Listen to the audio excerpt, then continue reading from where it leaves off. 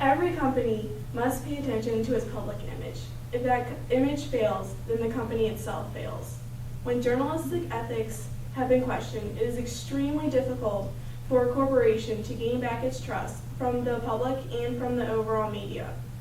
A broadcasting corporation by the name of Columbia Broadcasting System, or CBS, has undoubtedly had its public image thrust into the controversial spotlight in recent years.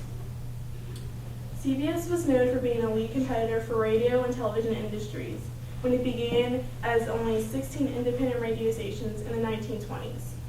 During World War II, CBS was ranked second to NBC as the overall lead industry. In 1991, however, CBS jumped to #1 thanks to their aggressive self-promotion and marketing campaigns. CBS has been under scrutiny as early as 1973, when former Lieutenant Colonel Anthony Herbert sued on the basis that he was libeled in a 60 Minutes interview with Mike Wallace. The investigative reporter Daniel Shore was later relieved of his duties at CBS after it was discovered he had leaked a confidential report on the CIA to a New York newspaper. In 1982, CBS was involved in another libel suit of over $120 million. One of CBS's most recent and most public controversies came in 2004 when the image of CBS was tarnished by the failure to thoroughly investigate and truthfully report on President Bush's military service record. The public and the media began questioning what was perceived as a smear campaign during the 2004 presidential election. CBS's ethics were questioned when it was found they had reported on falsified documents, and a magazine called The Hotline ran an article named Conspiracy Broadcasting System, which reported concerns over a major news organization's direct affiliation with the Kerry campaign. This was perceived as completely unethical for a news corporation which claimed to be fair and balanced. However, this scandal not only affected the company's image, it affected the individuals which actually formed CBS. CBS News anchor Dan Rather, who had reported on President Bush, had his credibility and job questioned.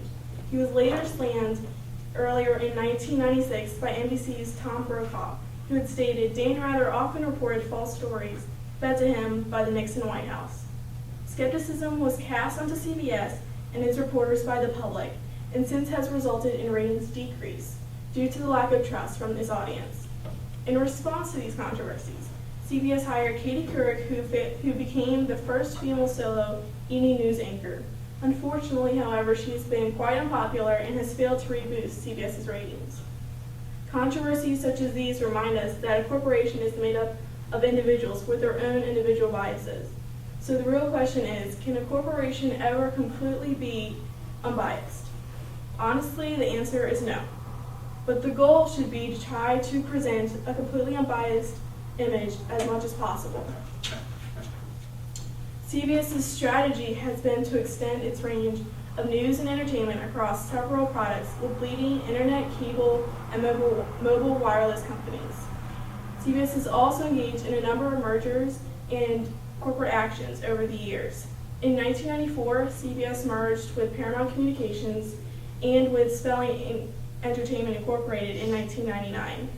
In 2004, CBS also joined with Sportsline.com and currently has operations in literally every field of media and entertainment today. In the U.S., 45 states hold at least one of CBS's corporate properties, making CBS reachable in nearly every home across the world and available on every continent. As of the second quarter of 2008, CBS's latest stock results reported a 1% increase in revenues, and net earnings are up from 1% to $408 million. The estimated price per share also increased 11%. Leslie Moonves, CBS CEO and president, has said that CBS is taking key steps to position their asset portfolio for long-term superior growth. There may be hope for CBS to regain its public image as an ethical network, though the obstacles are many. It has positioned itself well by maintaining diversity and fairness in its current programs. As of June this year, CBS partnered with AOL, Microsoft, Comcast, Juice, Bebo, and many others for an online video syndication network. It also divested in 39 radio stations and 11 television stations as of July. And in 2007, CBS acquired Last.fm, a music-based social network with nearly 20 million users in more than 200 countries. Controversy occurs in every broadcasting system, and what sets them apart is how they bounce back afterwards. Competing networks have not been without their own sets of obstacles to overcome, and each strives for the same excellence with which they began. It is this excellence and this vision which CBS founder Arthur Johnson had that may revive CBS and further guide it into becoming one of the leading industries again. Leslie Moonves continues to pursue the company's commitment of building and nurturing an environment that values diversity throughout the entire company, as well as the entertainment industry at large.